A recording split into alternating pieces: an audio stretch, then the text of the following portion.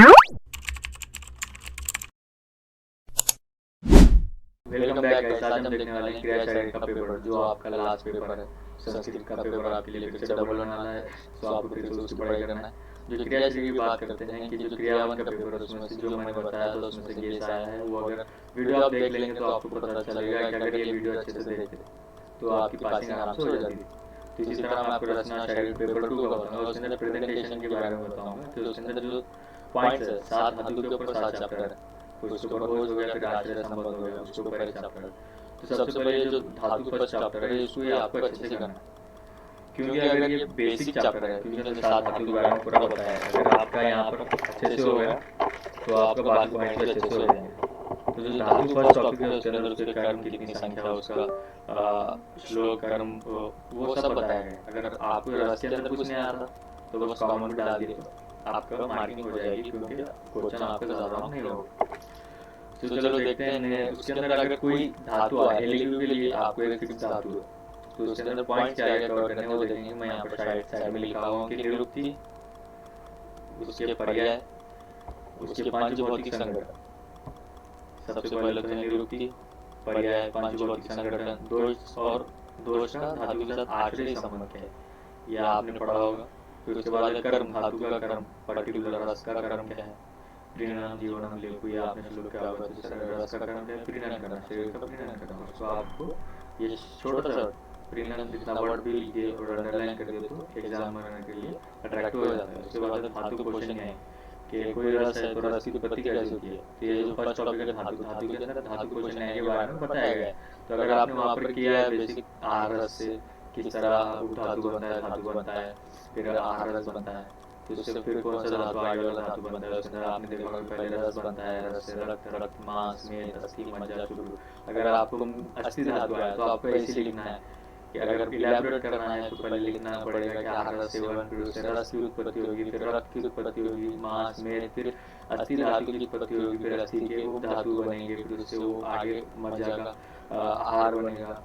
ये इस तरह आपको उसके धातु क्वेश्चन है अंदर लिखना है। अगर धातु क्वेश्चन है के ऊपर और आपको थोड़ा इलाबोरेट करना है तो उसको अपन धातु क्वेश्चन है के ऊपर जो क्वेश्चन आया है, कपोत न्याय है, शीत न्याय है, वो आपको भी एक्सप्लेन करना पड़ेगा अगर उसमें अगर आपको पूछ लिया तो। उसके बाद धातु क्वेश्चन है के ऊपर भी एमसीक्यू बनता है। उसके बाद उसकी वृद्धि क्षय, धातु की वृद्धि होने पर क्या होगा, धातु का क्षय होने पर क्या होगा, ये पॉइंट्स है। ये पॉइंट्स आपको अच्छे से करना है। सो ये हो गया फर्स्ट टॉपिक धातु, फिर रस, रक्त, मांस मेद अस्थि मज्जा शुक्र, ये सभी पॉइंट का इसके अंदर इसी तरह सभी धातु करना है। उसके बाद है ओज, ओज ये इम्पोर्टेंट टॉपिक है। इसके ऊपर एक एमसीक्यू फिक्स होगा। अगर सिर्फ आयुर्वेदिक पूछ रहा है एक एमसीक्यू फिक्स होगा। अगर आयुर्वेदिक प्लस मॉडर्न मिला के पूछ रहा है तो ओज और इम्यूनिटी पूछेगा, इसके ऊपर एलक्यू फिक्स होगा। तो यहाँ पर तो सिंपली बताया गया है, तो इसके ऊपर मैक्सिमम तो ऐसा ही होता है, ओज प्लस इम्यूनिटी पूछता है। आयुर्वेदिक को लिखना पड़ेगा और इम्यूनिटी मॉडर्न, उसके अंदर भी प्रकार के बारे में पूछता है, इम्यूनिटी प्रकार और ओज के प्रकार, फिर ओज के गुण पूछता है। तो आपको इसके ऊपर एलक्यू का पढ़ना है, आपको 2 पेज भी पढ़िए इनफ है, क्योंकि आगे आप इसके अंदर इम्यूनिटी 2 पेज डाल दी तो आपका एलक्यू के मार्क्स बन जाते हैं। तो ये आपका ये एक एलक्यू हो गया और धातु में से एक एलक्यू, इस तरह 2 एलक्यू यानी 20 मार्क्स हो गए आपके यहाँ पर बस स्टार्ट की इस टॉपिक में से। उसके बाद आखिर संबंध इससे एक एमसीक्यू बनेगा, इससे एक एमसीक्यू बनेगा। तो यहाँ पर जो टोटल 37 मार्क्स का पॉइंट है उसमें 2 एमसीक्यू मैंने बता दिया कहाँ से बनेंगे, एक एमसीक्यू बता दिया कहाँ से बनेगा, और एक एमसीक्यू वो बनेगा फर्स्ट चैप्टर से। कहाँ से, फर्स्ट चैप्टर से, और एक एमसीक्यू बनेगा कैसे, जैसे धातु क्वेश्चन है इसके ऊपर बहुत बार एमसीक्यू बनता है, या फिर कॉमनली पूछेगा धातु के कर्म, प्रीणनम जीवनम लेपो इसमें धातु नहीं, ये श्लोक लिख के आपको पूरा एक्सप्लेन करना है। एक एमसीक्यू बन गया। धातु संख्या, धातु के निरुक्ति की परिभाषा पूछेगा और उसके कर्म पूछेगा, एक एमसीक्यू का पॉइंट बन गया एग्जाम के लिए। तो एक एमसीक्यू फर्स्ट टॉपिक से बना, एक एमसीक्यू बन गया ये आठ टॉपिक में से एक, फिर एक एमसीक्यू बन गया ओज से, और एमसीक्यू बन गया आश्रय से बहुत, कभी अल्टरनेटिव हो सकता है लेकिन फिक्स आपको इसी तरह आएगा। तो 37 मार्क्स आपके यहाँ पर इजीली होगा। ये बेसिक है, आपने अच्छे से किए होंगे। 30 मार्क्स आपके यहाँ पर फिक्स होने ही होने हैं। 7 एमसीक्यू है वो इन्हीं 7 धातुओं में से बनेंगे। उसके बाद है उप धातु, धातु का जो पॉइंट है उसके अंदर जो एम के अंदर है वो स्तन्य, आर्त और त्वचा, इसके ऊपर ही आचार्य ने बताया स्तन्य, स्तन दृष्टि उसके बाद आर्द्र दृष्टि लक्षण त्वचा उसके प्रकार ये इसके बारे में लिखना है। धातु के अंदर ये तीन ही मैक्सिमम पढ़ो, उसके ऊपर आते हैं ज़्यादा। अभी एग्जाम से पहले ज़्यादा टाइम वेस्ट मत करो। उसके बाद है मल। मुझ के अंदर क्या है, मल की संज्ञा परिभाषा, निरुक्ति, पर्याय, कार्य, क्षय, वृद्धि, ये 5 पॉइंट पढ़ना है पुरुष, मूत्र और श्वेत के अंदर। ये हो गया मल। ये 12 टॉपिक हमारा क्लियर 23 मार्क्स का है। ये 2 टॉपिक के अंदर 23 मार्क्स हो जाएंगे। उसके बाद है मन, आत्मा, निद्रा। उसके बाद मन और आत्मा से एक ऐसे क्यों बनता है, क्या बनता है, ऐसे क्यों बनता है। कोई एक पॉइंट से मन के ऊपर पूछ लेगा या आत्मा से पूछेगा। अगर मन आपने नहीं पढ़ा तो पीढ़ी के अंदर जो मन पढ़ा है उसके बारे में आपको लिखना है। मन, मन के प्रकार, और वही आत्मा, आत्मा के प्रकार, सत्वात्मा, जीवात्मा, वो आत्मा के प्रकार। तो मेनली इसके अंदर प्रकार इंपॉर्टेंट है। मन और आत्मा के अंदर निरुक्ति, परिभाषा, पर्याय, कर्म ज्यादा उसके अंदर नहीं है, लेकिन मेन है मन, आत्मा प्रकार। और उसके बाद निद्रा, स्वप्न। इसके ऊपर निद्रा के ऊपर हमेशा ऐसे क्यों आता है, मेरे टाइम पे भी ऐसे क्यों आया था, उसके ऊपर निद्रा। सो निद्रा के प्रकार इंपॉर्टेंट है। यहाँ पर मैंने स्टार्ट किया है प्रकार इंपॉर्टेंट। उसके कितने 6 प्रकार है मैक्सिमम। वो 6 प्रकार आपको लिखने होते हैं निद्रा के, या फिर ऐसे ही पूछ लेगा सूत्र के अनुसार और चरण के अनुसार उसके प्रकार पूछ लेगा। ये वेरी इंपॉर्टेंट है, आपको प्रकार कर भूलो मत, प्रकार करके जाओ किसके निद्रा के। उसके बाद है मॉडर्न, ये हो गया आयुर्वेदिक। उसके बाद हम मॉडर्न देखेंगे। मॉडर्न में क्या है, हेमोपेटिक सिस्टम से के लिए बनता है। कैसे बनता है, ब्लड कंपोनेंट्स पूछेगा कॉमनली। फिर उसके बाद कोई बोलेगा कि आरबीसी एक्सप्लेन करो, साइज वगैरह। फिर उसके अंदर कैसे बनता है, उसके अंदर आपको एरिथ्रोपोइसिस लिखना पड़ेगा। या फिर आरबीसी पूछेगा, एरिथ्रोपोइसिस पूछेगा, एलिगो के लिए, समझे, क्योंकि इलैबोरेटेड प्रोसीजर स्टेजेस अलग अलग है। या फिर आरबीसी, डब्ल्यूबीसी, प्लेटलेट, उसके टर्म्स पूछेगा, उसकी नॉर्मल वैल्यूज पूछेगा, ये एलिगो। और लेकिन इतना डिटेल नहीं पूछता, बस पूछता है कि explain RBC, explain haemopoietic system physiology, explain erythropoiesis. क्योंकि मॉडर्न का आयुर्वेद के अंदर जो हमारा बीएमएस के अंदर होता है, मॉडर्न इतना डीप में इलैबोरेट में नहीं पूछता, बस सिंपल पूछता है। तो जो हेडिंग्स है वो बस इतना करके जाओ कि अगर वो आपको समझ में आ जाएगी क्या पूछ रहा है, तो आप उसके ऊपर कुछ भी लिख सकते हैं। क्योंकि जो फर्स्ट ईयर का बीएमएस का मॉडर्न का पॉइंट है वो आपके 11-12 के एनसीईआरटी से पूरा मैचिंग है। क्योंकि मेरे बहुत से फ्रेंड्स हैं जो एनसीईआरटी पढ़ के बीएमएस फर्स्ट ईयर का मॉडर्न निकालें, किसका, एनाटॉमी, फिजियोलॉजी, दोनों। लिटरली सेम हो रहा हूँ। मेरा रूममेट है, वो एनसीईआरटी पढ़कर बीएमएस फर्स्ट ईयर के मॉडर्न निकाला है।